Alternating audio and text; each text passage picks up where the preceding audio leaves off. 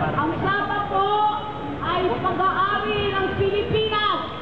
Sabi po, pagpunang Moldova, bakit? Bakit pinilit ng ilo?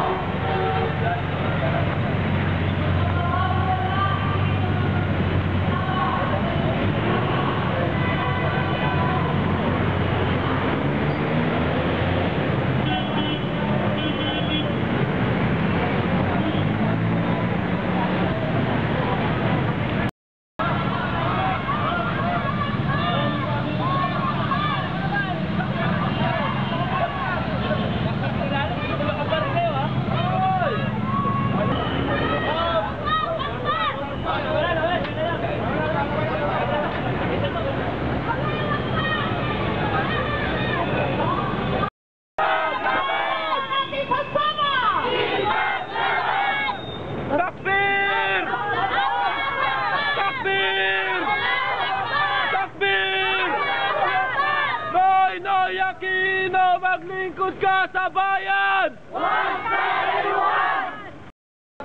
Ang Royal Forces ay handa po magpakamatay upang ipagtanggol ang kanilang karapatan.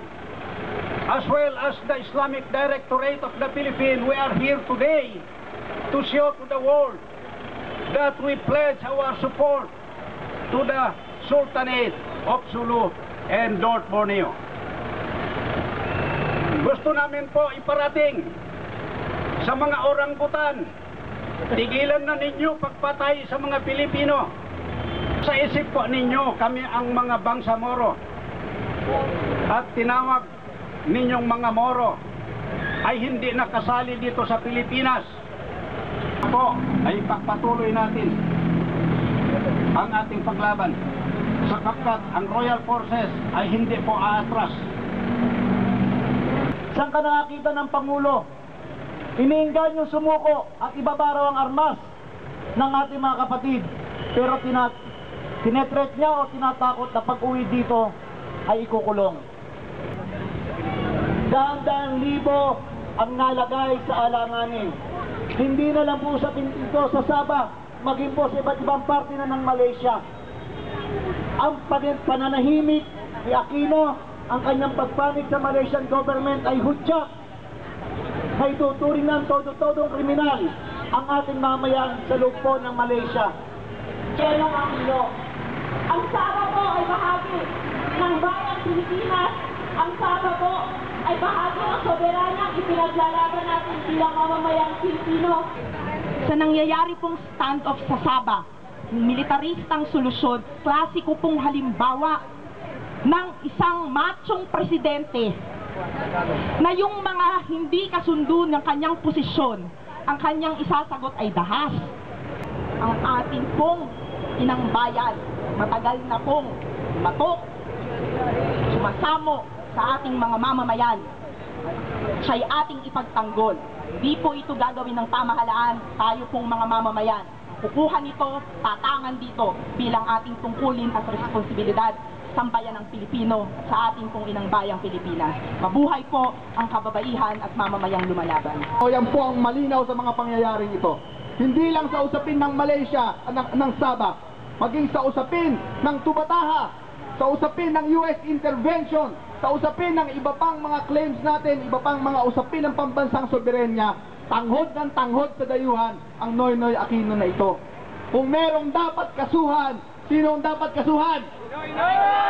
Sino? Kung merong dapat ikulong sa pagtataksil sa bayan, sino ang dapat ikulong? Saan dapat ikulong? Noynoy Aquino, maglingkod ka sa bayan! Huwag sa layuan! Noynoy Aquino, maglingkod ka sa bayan! Huwag sa layuan! Kung ano-anong katwiran ang pinakawalan ng gobyernong ito. Nung una, sinasabing nasa likod daw ng mga kiram si GMA, si Gonzales at marami pang iba. Ngunit malinaw na walang malinaw na paninindigan ang gobyernong ito hinggil sa usaping sa Sabah. Eh sino ngayon ang mas makabayan? Si Aquino ba o mga kiram? Kung kaya't lehitimo at makatarungan lamang paglaban natin ang pagkakamit ng tunay na kalayaan pambansa kalayaan at demokrasya sa ating bayan, laban sa feudalismo, laban sa burokrata kapitalismo, laban sa imperialistang kano, kamatayan sa mga imperialista, ibagsak itong tutang si Benigno Aquino III at ipaglaban ang tunay na kalayaan ng inang bayan. Mabuhay ang ating mga kapatid na mga Muslim. Mabuhay po ang mamamayang Pilipino.